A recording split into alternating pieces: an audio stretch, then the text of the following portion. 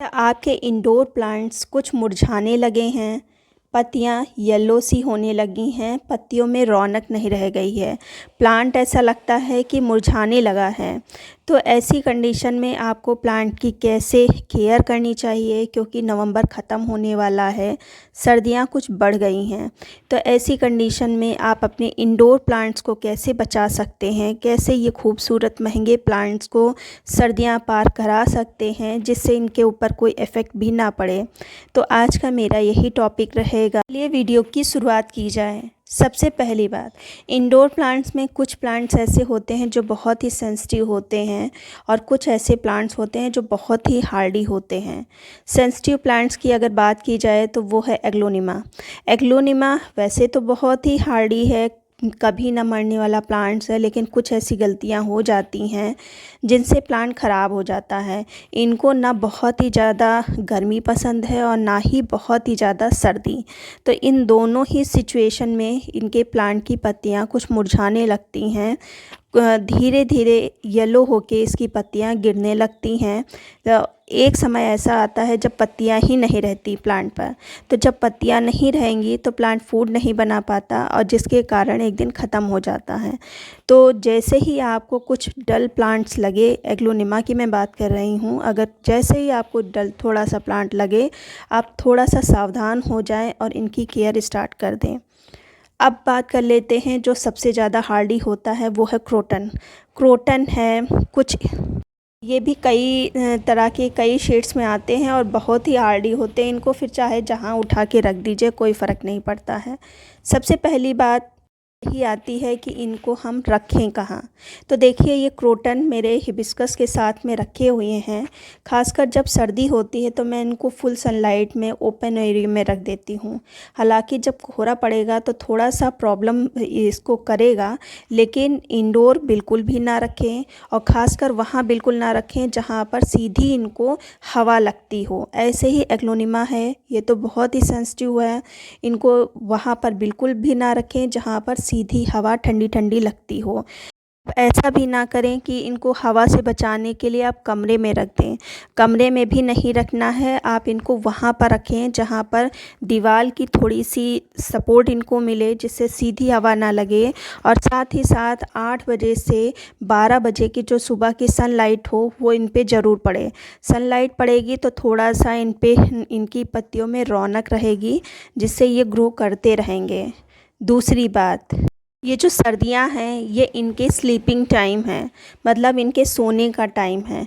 अब ये मत करिएगा कि इनकी आप कटिंग लगा लें या नर्सरी से आप ले आएँ। हाँ, नर्सरी से बहुत सस्ते में अगर मिल जाए प्लांट तो ला सकते हैं, लेकिन उसको रीपॉट बिल्कुल भी मत करिएगा, उसकी रूट बॉल बिल्कुल भी ना खोलिएगा। जिस पॉट में आप लाएँ उसी पॉट में लगा दें।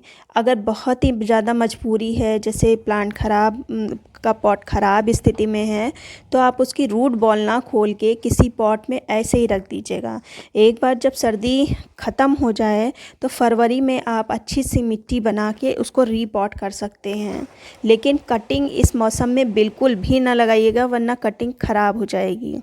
अब बात कर लेते हैं वाटरिंग की, जो कि बहुत ही ज़्यादा एग्लोनिमा के लिए बहुत ही ज़्यादा इम्पॉर्टेंट है।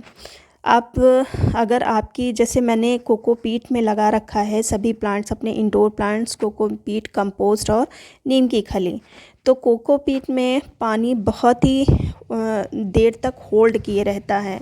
तो अगर आपने कोकोपीट में एग्लोनिमा या इंडोर प्लांट्स को लगा रखा है तो आपको महीने में शायद 2-3 बार ही पानी देना पड़ेगा, क्योंकि पानी ये इंडोर रहते हैं, ज़्यादा धूप के कांटेक्ट में नहीं रहते हैं, तो पानी इवेपोरेट नहीं होगा। तो पानी बहुत ही संभाल के डालिएगा। अगर लगातार आप वाटरिंग करते रहेंगे तो इसकी रूट्स जो हैं वो ख़राब होने लगेंगी। तो इसलिए पानी अगर हो सके तो अच्छे से चेक करके ही दीजिएगा। मिट्टी में अगर आपने लगाया है तो मिट्टी जल्दी ड्राई हो जाती है, तो मिट्टी में आप महीने में 5-6 बार डाल सकते हैं, लेकिन उसको भी अच्छे से चेक करके ही पानी दीजिएगा। अब बात कर लेते हैं कंपोस्ट या खाद की। तो सर्दियों के मौसम में किसी भी तरह की कोई फर्टिलाइज़र देने की ज़रूरत ही नहीं है, क्योंकि ये जो टाइम होता है वो इनके स्लीपिंग टाइम होता है। तो इस समय पौधे सोने की स्थिति में होते हैं, इनको किसी भी तरह की कोई कंपोस्ट की आवश्यकता ही नहीं होती। और वैसे भी हमारी प्रायोरिटी इनको सर्दियों में बड़ा करने की नहीं होती है, इनको बचाने की होती है। तो फर्टिलाइज़र ना देकर इनकी थोड़ी सी केयर कर ले जाएं तो ये सर्दियां पार कर देंगे। फिर फरवरी आएगी तो अच्छे से आप इनको कंपोस्ट दीजिएगा, फिर ये अच्छे से ग्रो करेंगे। तो इस चीज़ का आप ध्यान रखिएगा। हाँ, इन सर्दियों में एक एप्सम साल्ट होता है जो कि आपको 40-50 रुपए में 1 किलो मिल जाएगा, नर्सरी शॉप पर ही मिल जाएगा। एक वीडियो में मैंने आपको बताया था, उसके पानी को आप इसके ऊपर स्प्रे कर सकते हैं, जिससे कि प्रकाश संश्लेषण की जो क्रिया होती है वो तीव्र हो जाएगी। तो प्लांट आपका हेल्दी बना रहेगा, पत्तियाँ इसकी पीली नहीं पड़ेंगी। ये चीज़ आप कर सकते हैं, हालांकि ज़रूरत ही नहीं पड़ेगी। जब आप इसको प्रॉपर सनलाइट या अच्छे से केयर करेंगे तो कोई प्रॉब्लम ही नहीं होगी। लेकिन अगर कभी भी अगर ऐसा कुछ होता है कि प्लांट की पत्तियां पीली ऊपर की हो रही हैं, अच्छे से प्लांट ग्रोथ नहीं कर रहा है, तो एक बार उसको ज़रूर ट्राई करिएगा। लेकिन ये आप एप्सम साल्ट डाल के भले करें ना करें, लेकिन एक काम तो आपको सर्दियों भर करना ही है, हर 5वें 6ठे दिन इनके ऊपर, वो है सादे पानी का स्प्रे।